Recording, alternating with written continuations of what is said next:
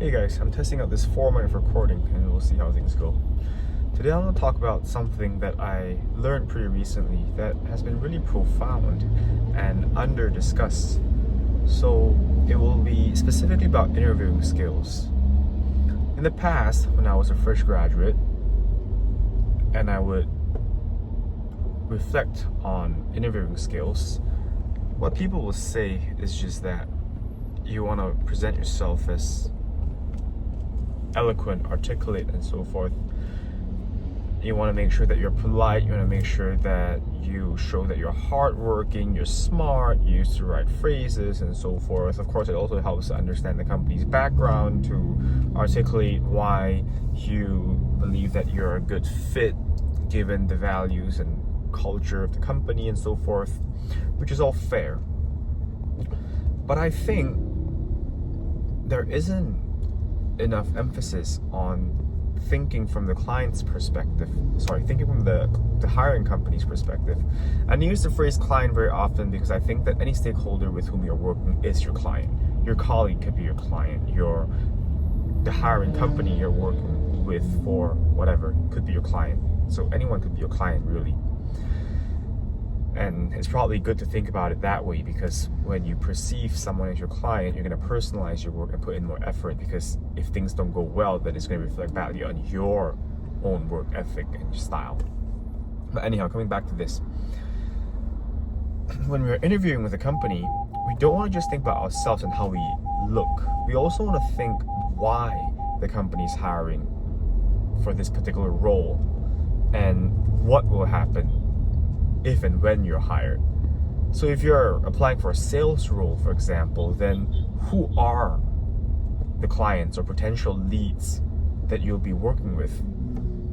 If you know, or rather, if you have not figured that out, and you don't know, for example, that the clients that you'll be working with are people who don't speak English and only speak Mandarin Chinese, for example, but you don't point out the fact that you can speak Mandarin Chinese in an interview, then immediately your interview is not going to be as impressive.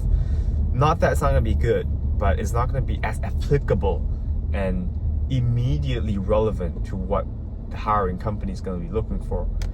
Because guess what? The hiring company or the manager or the HR person or the interviewer, whoever that is, may not tell you, hey, when you're a salesperson here, you have to deal with people who only speak Mandarin Chinese. And if you don't ask that, you don't know that, you don't recognize that, then it's a missed opportunity to present yourself as a good fit.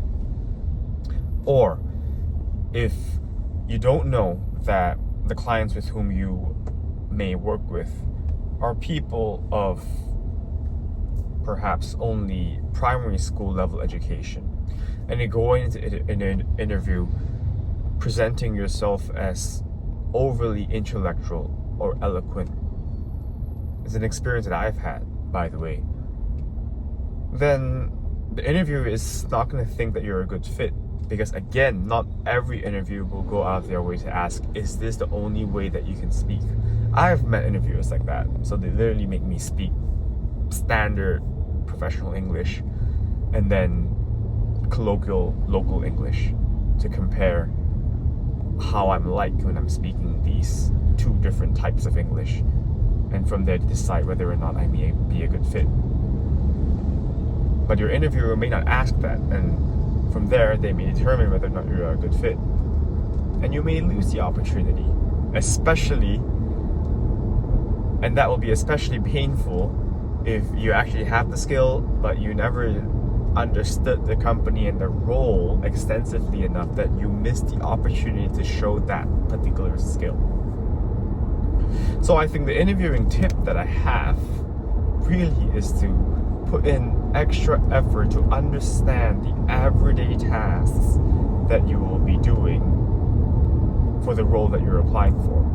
Who will you be meeting every day? Who are you reporting to? What is your everyday work day like? Are you going to be in the office? Are you going to be traveling a lot, like how I'm driving a car right now? Who are your clients? Are they going to be doctors? Are they going to be site workers? Are they going to be janitors? factory workers? Are they going to be corporate clients, corporate executives, and so forth? It's important for us to understand these elements in and out, and then complement our understanding with being eloquent, sounding smart, flexible, generous, productive, and so forth. And I think that will go a long way as far as interviewing success is concerned. Another interviewing tip, a complimentary one that I can offer, is that, interestingly, the personality trait of extroversion, which refers to how enthusiastic and how assertive someone is highly correlated with interview success. So aside from understanding the role, it helps to be enthusiastic as well, obviously. But yeah, these are important points to think about when we're interviewing. Don't just think about how you present yourself. Also think about what the role is about, so that you know whether or not, firstly, you are actually a good fit. And if you're just concerned about entering the company, then really, how do you present yourself so that you are seen as a good fit?